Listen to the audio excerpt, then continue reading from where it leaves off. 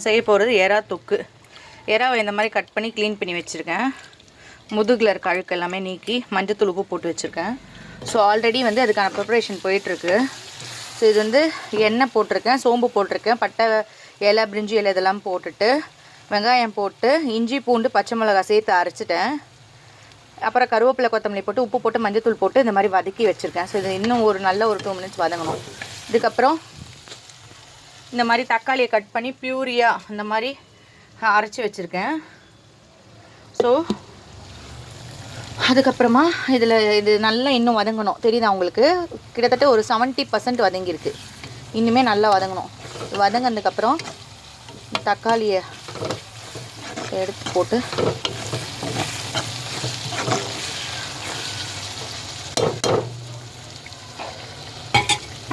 அந்த தக்காளி அரைச்சி வச்சுருக்கோம்ல அது அந்த இது ஊற்றணும். ஸோ இப்போ இது நல்லா எண்ணெய் பிரிஞ்சு வந்திருக்கு. இன்னும் ஒரு 5 மினிட்ஸ் ஆகணும். ஸோ மூடி போட்டு மூடி வச்சுருங்க. வச்சுருக்கேன். இப்போ வெங்காயம் நல்லா வதங்கிடுச்சு. பார்த்தீங்கன்னா அரைச்சி வச்சுருக்கேன் தக்காளியோட விழுது பியூரி இதை எடுத்து இதில் ஆட் பண்ணிக்கிறோம். நல்லா ஆட் பண்ணது மட்டும் இல்லாமல் நல்லா அப்படியே கிளறி விட்டுக்கிறோம். இதில் கொஞ்சம் கூட தண்ணி சேர்க்க போகிறதில்ல. தொக்கு பியூர் தொக்கு. அதுக்காக தான் இந்த மாதிரி ரொம்ப திக்காக வரும் குழம்பு, டேஸ்டியாகவும் இருக்கும். ஸோ இதை வந்து இப்படி கிளறி விட்டுட்டு ஒரு 10 மினிட்ஸ் அடுப்பை சிம்மில் வச்சுட்டு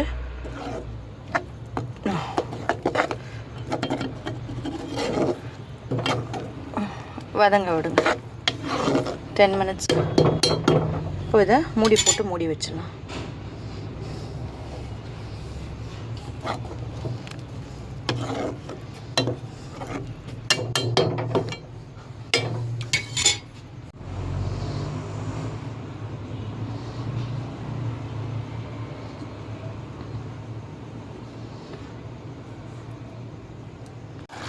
வதங்கியிருக்கு.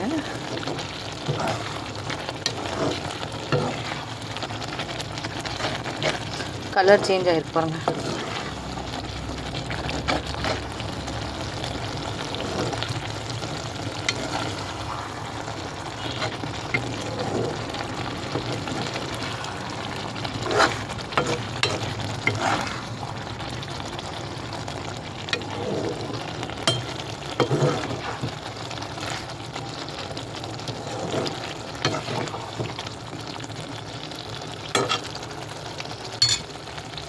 இதில் வந்து கரம் மசாலா போட்டுக்கிறேன்.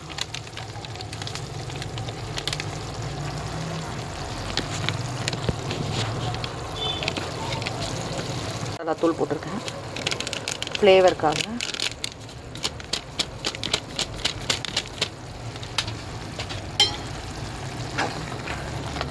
போட்டு நல்லா கலரி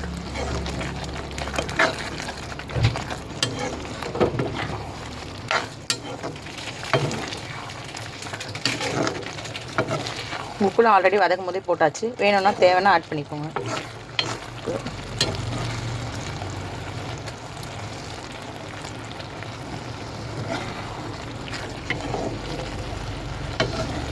எண்ணெய் மேலே பிரிஞ்சு வரும். ஸோ ஒரு 2 மினிட்ஸ் விட்டுட்டு மிளகாத்தூள் போடணும். தூள் போட்டிருக்கேன், குழம்பு மிளகாத்தூள். குழம்பு மிளகாத்தூள் மிக்ஸ் பண்ணுங்க. இப்படி நல்லா அப்படி கிளறி விடுங்க. எண்ணெய் மேலே பிரிஞ்சு வரும். அதுக்கப்புறம் நீங்கள் எறா ஆட் பண்ணலாம்.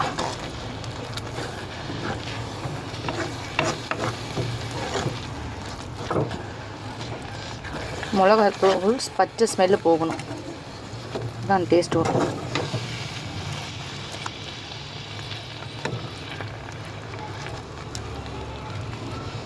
இப்படி நல்லா கிரேவியாக வந்துருக்கு பாருங்கள். தக்காளியெலாம் அரைச்சி ஊற்றி நல்லா எல்லாம் அந்த மசாலாலாம் அதோட சேர்ந்து பிளெண்ட் ஆகி எப்படி வந்திருக்கு பாருங்கள்.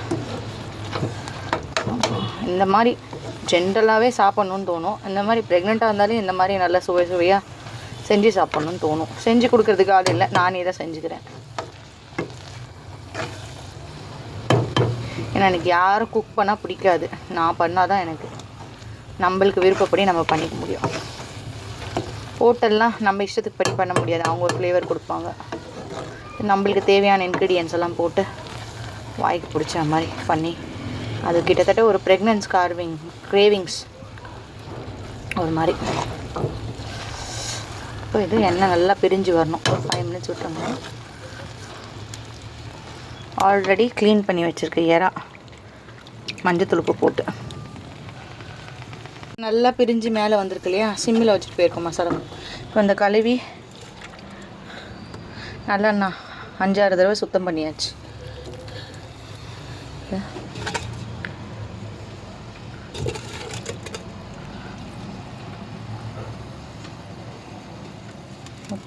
சின்ன மீடியம் சைஸில் இல்லை சின்ன எறா அந்த மாதிரி மீடியம் சைஸில் இருக்கிற இறாங்க தான் ரொம்ப டேஸ்ட்டு. மசாலாவும் அதில் இறங்கும் சீக்கிரத்தில். ஸோ இதுக்கு நீங்கள் தண்ணியே போட வேணாம். இறால இருக்க தண்ணியை உங்களுக்கு நல்லா இதுவாகிடும். கலரி விடுங்க. இப்போது நம்ம இந்த இறாவோட இந்த தொக்கும் இதையும் சேர்த்து மிக்ஸ் பண்ணியாச்சு. நிறைய இறா தான் இருக்குது தொக்கு விட.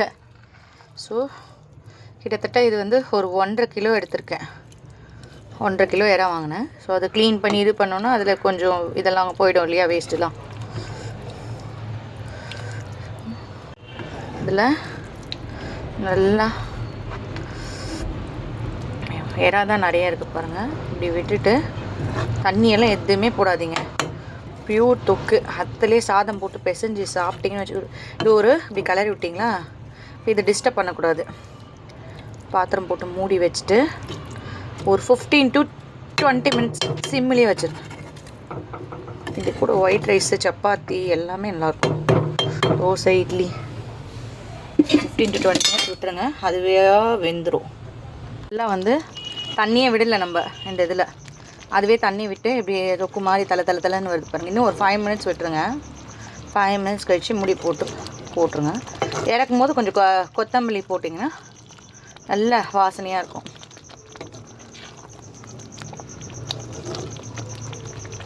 ஃபைவ் மினிட்ஸ் விட்டுருங்க. இதே நல்லா சுருண்டுருச்சு இறா. 5 மினிட்ஸ் விட்டுருங்க. நல்லா வெந்துருச்சு. இப்போ இந்த டைமில் நம்ம கொத்தமல்லி போட்டு இறக்கிடலாம். இப்போது இந்த மாதிரி ட்ரை பண்ணி பாருங்கள். சுவையான நல்லா எறா தொக்கு உங்களுக்கு ரெடி. சாதத்தோடு சுட போட்டு சாப்பிடலாம். அப்படியே வந்துருக்கு பாருங்கள், வெந்து சுருண்டு. தண்ணியே நம்ம ஊற்றலை. அப்படியே இதில் ரொம்ப ஆன்டி ஆக்சிடெண்ட், நல்ல இம்யூன் சிஸ்டத்தை நல்லா பூஸ்டிங் பண்ணும். நல்ல ஒரு கால்சியம் சத்து, வெயிட் லாஸ்க்கு நல்ல யூஸ்ஃபுல்லாக இருக்கும். ரொம்ப சீ ஃபுட்ஸ் ஜென்ரலாகவே ரொம்ப நல்லது. ஸ்கின்னுக்கும் ரொம்ப நல்லது, ஹெல்த்துக்கும் நல்லது. பேட் கொலஸ்ட்ரால் இருக்காது இதில்.